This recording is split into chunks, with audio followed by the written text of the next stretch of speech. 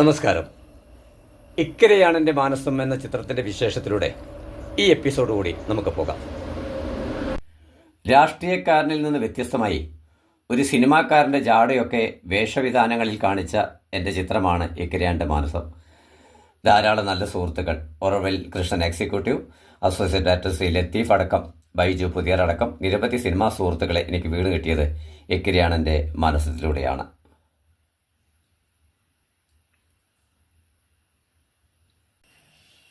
താരബാഹുല്യം കൊണ്ട് അനുഗ്രഹീതമായിരുന്നു ഇക്കരയാണെൻ്റെ മാനസം.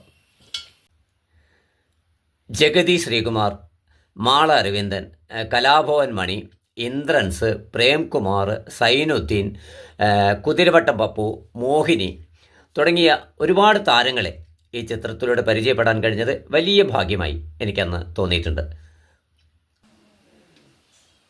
കണ്ട ഉടൻ കെ ഹരിദാസിനോട് ഞാനൊരു രഹസ്യം ചോദിച്ചു. നാടക സംവിധായകനൊക്കെയാണ്, അസിസ്റ്റൻ്റ് ഡയറക്ടറായിട്ടൊരു അവസരം അദ്ദേഹം പറഞ്ഞു, മോനെ, സ്ഥിരമായി മോനെ എന്നാണ് മറ്റുള്ളവർ അദ്ദേഹം അഭിസംബോധന ചെയ്യുന്നത്. മോനെ, എനിക്ക് ഒരുപാട് അസിസ്റ്റൻസ് ഉണ്ട്, ഇപ്പോൾ അത് സാധ്യമല്ല. എന്തായാലും മോൻ പറഞ്ഞ് ഞാൻ ഓർമ്മയിൽ വയ്ക്കാം. പക്ഷേ ഇതിൽ ലൊക്കേഷൻ കാണിച്ചു തരാൻ വന്നതാണെങ്കിലും നിങ്ങളെ പ്രൊഡക്ഷൻ മാനേജർമാരായി വയ്ക്കാൻ ഞാൻ ഇതിൻ്റെ പ്രൊഡ്യൂസറോട് പറയാം എന്നായിരുന്നു മറുപടി.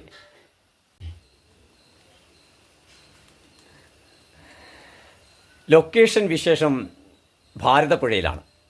ഒരു പാട്ട് സീനിൻ്റെ ഭാഗമായി മോഹിനിയെ ലൊക്കേഷനിലെത്തിക്കേണ്ട ചുമതല എനിക്കായിരുന്നു. അവിടെ വെച്ചാണ് രസകരമായ ആ സംഭവം നടന്നത്. ഷൂട്ടിംഗ് കഴിഞ്ഞ് മോഹിനിയെ കാറിൽ കയറ്റി കൊണ്ടുപോകാനിരിക്കുമ്പോഴാണ് ഒരു യുവാവിന് മോഹിനിക്ക് ഷെയ്ക്ക് ഹാൻഡ് കൊടുക്കണം.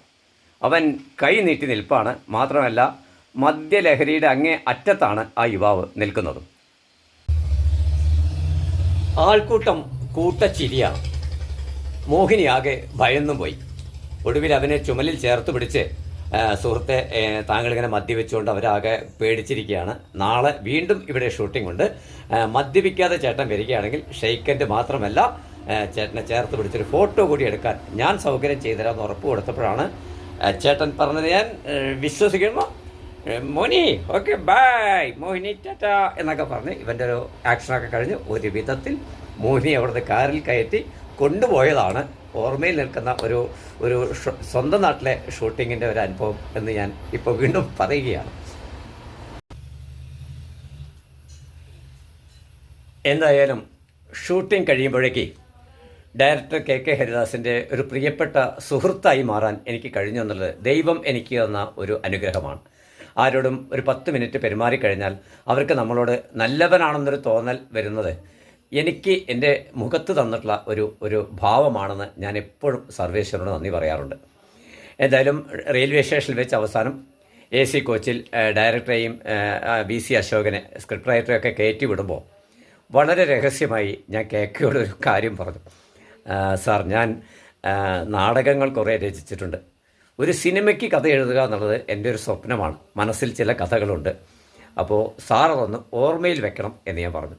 അദ്ദേഹം എന്നെ സൂക്ഷിച്ച് നോക്കി തോളിലേക്ക് കൈ ചേർത്ത് പിടിച്ച്, മോൻ ഈ പ്രൊഡക്ഷൻ മാനേജറൊക്കെ ആയിട്ട് വർക്ക് ചെയ്ത് കഥയും ചിന്തിക്കുന്നുണ്ടോ എന്ന് ചോദിച്ചു. ഞാൻ പറഞ്ഞു, അതായിരുന്നു എൻ്റെ ആഗ്രഹം. എൻ്റെ ഗതികേട് കൊണ്ട് ഞാൻ മാനേജറായി വർക്ക് ചെയ്യുന്നുണ്ട്. എൻ്റെ സ്വപ്നം മുഴുവൻ ഒരു സംവിധായകനാവുക, കഥാകൃത്താവുക എന്നാണ് ഞാൻ പറഞ്ഞു. അദ്ദേഹം ഒന്നുകൂടി ചേർത്ത് പിടിച്ച് പറഞ്ഞു, എൻ്റെ ഓർമ്മയിൽ അതും ഉണ്ടാവും, നമുക്ക് നോക്കാം എന്ന് പറഞ്ഞു പോയതാണ്. പക്ഷേ ഈ വാക്കുകൾ എൻ്റെ സിനിമാ ജീവിതത്തിലെ ഒരു നാഴികക്കല്ലായി വർഷങ്ങൾക്ക് ശേഷം മാറിയ കഥ പറയാൻ വേണ്ടി ഞാൻ ഇനിയും വരും. തൽക്കാലം ഈ എപ്പിസോഡിനോട് വിട പറയുന്നു. നന്ദി, നമസ്കാരം.